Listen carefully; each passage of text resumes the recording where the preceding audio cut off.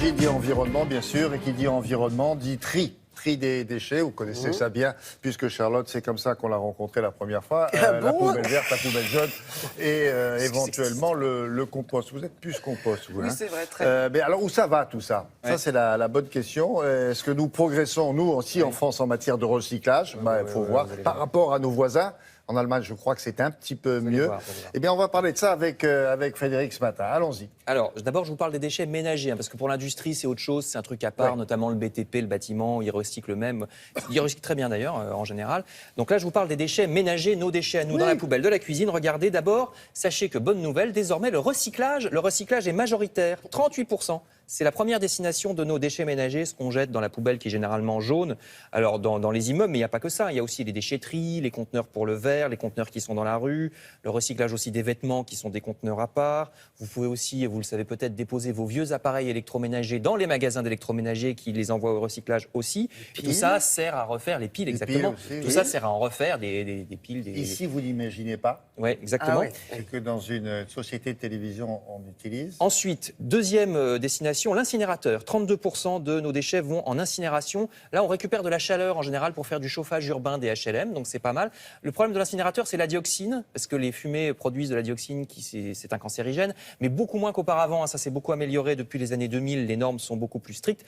Et puis, la dernière destination, c'est hélas la décharge. Avant, il y avait quasiment que ça. Donc le but pour l'avenir, c'est que ça disparaisse de plus en plus. Il y en a encore, même si on progresse. Donc au total, je résume, nos déchets vont à 38%, nos déchets ménagers vont à 38% ils sont recyclés, à 32% ils sont incinérés et à 30% ils vont en décharge. C'est les chiffres que j'ai obtenus de l'ADEME, l'Agence de l'environnement et de la maîtrise de l'énergie. Globalement, on progresse. On progresse. Par exemple, pour les décharges, on envoie quand même un quart de tonnage de moins dans les décharges par rapport à l'an 2000. Donc, un quart de moins en 17 ans, c'est quand même bien. Et au contraire, le tri et le compost ont doublé depuis l'an 2000.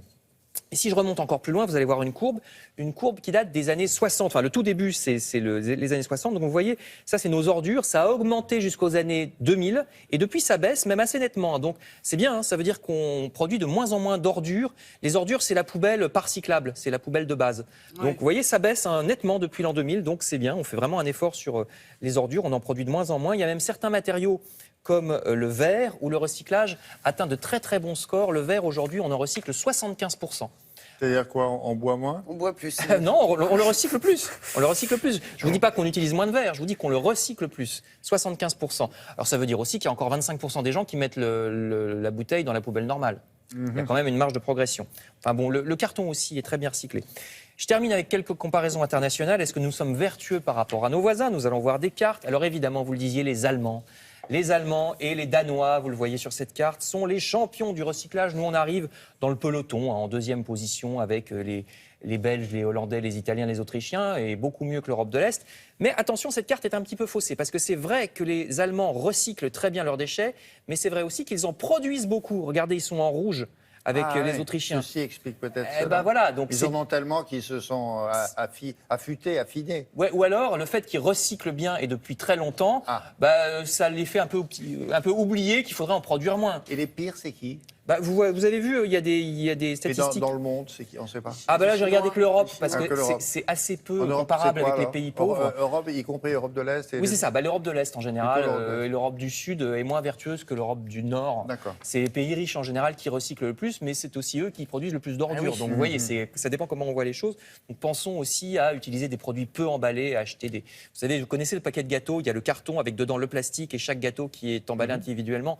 Bon, ça, si on peut éviter... D'accord. Si on peut éviter les gâteaux. Ou alors on les fait soi-même, pas tant emballés. Les gâteaux, les gâteaux à cette heure-là, oui. Merci beaucoup.